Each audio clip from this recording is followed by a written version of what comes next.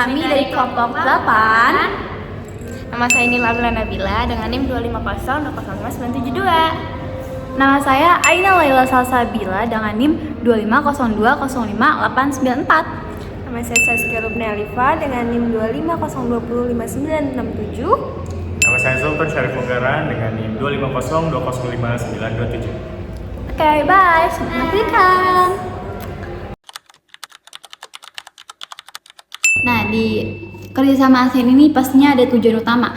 Tujuan utama eksternal itu dengan pihak eksternal adalah memperkuat hubungan politik dengan mitra wicara dan organisasi regional atau internasional, memperoleh bantuan teknis dalam proyek kerja sama kawasan, serta mempromosikan hubungan dan kerjasama ekonomi, perdagangan, serta sosial budaya.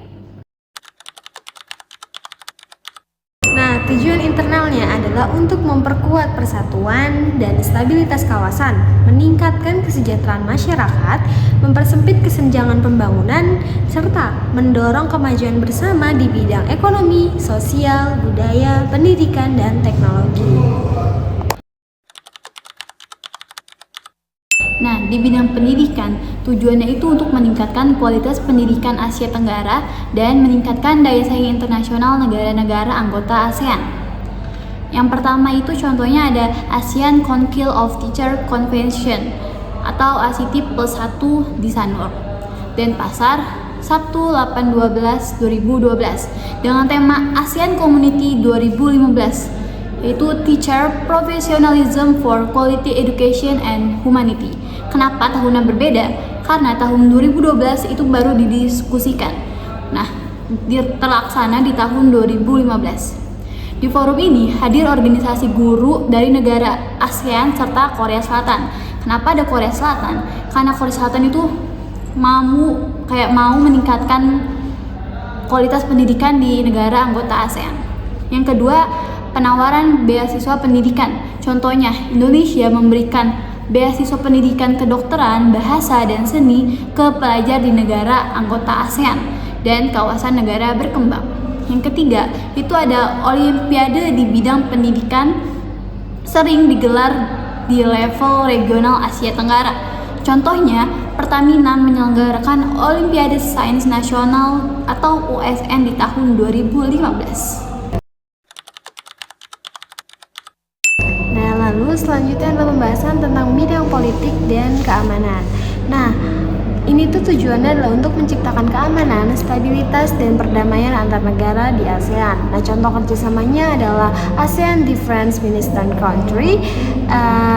Itu adalah bentuk pertemuan rutin di antara Menteri Keamanan yang ada di negara-negara ASEAN. Nah, membahas mengenai kerjasama dan diplomasi politik dalam bidang pertahanan dan keamanan negara ASEAN. Lalu ada pengiriman duta dan konsulat. Nah, ini adalah sebagai keberadaan duta dan konsulat untuk mewakili dalam berdiskusi untuk menjalankan peran serta dalam stabilitas politik di ASEAN. Kemudian ada perjanjian ekstradisi ASEAN, perjanjian kawasan bebas nuklir yang artinya adalah perangan senjata nuklir di ASEAN. Nah, dalam perjanjian ini melarang keras adanya perancangan dan pembuatan senjata nuklir di ASEAN. Yang terakhir adalah perjanjian kawasan damai, bebas, dan netral. Selanjutnya adalah sosial dan budaya. Tujuannya menciptakan kerukunan, kemajuan bersama, dan meningkatkan taraf hidup masyarakat ASEAN. Fokus utamanya yang pertama, peningkatan kesejahteraan masyarakat, terutama golongan berpendapatan rendah. Yang kedua, perluasan kesempatan kerja dan upah layak.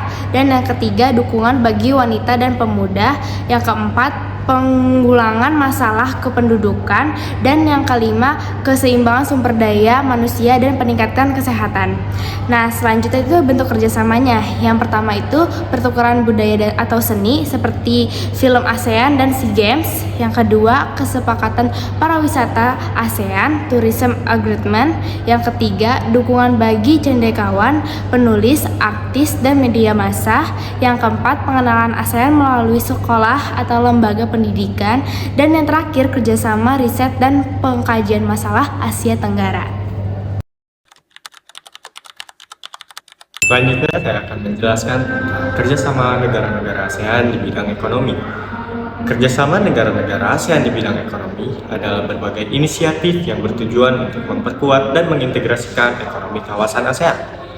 Fokus utama kerjasama ekonomi ASEAN adalah menciptakan masyarakat ekonomi ASEAN atau MEA yang berintegrasi pada pembentukan pasar tunggal dan basis produksi, memfasilitasi aliran bebas barang, jasa, investasi, dan modal, serta meningkatkan daya saing dan integrasi ekonomi kawasan untuk kemakmuran bersama di tingkat regional dan global. Selanjutnya, bentuk-bentuk kerjasama pada bidang ekonomi di ASEAN ini ada beberapa hal.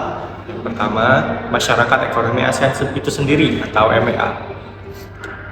Tujuan utamanya adalah untuk menciptakan wilayah ekonomi ASEAN yang terintegrasi, aman, dan berdaya saing tinggi. MEA memungkinkan pasar tunggal untuk barang, jasa, investasi, dan tenaga kerja profesional. Kemudian yang kedua ada ASEAN Free Trade Area atau AFTA. AFTA ini adalah sebuah kawasan perdagangan bebas yang bertujuan untuk menghilangkan tarif bea masuk di antara negara-negara anggota ASEAN.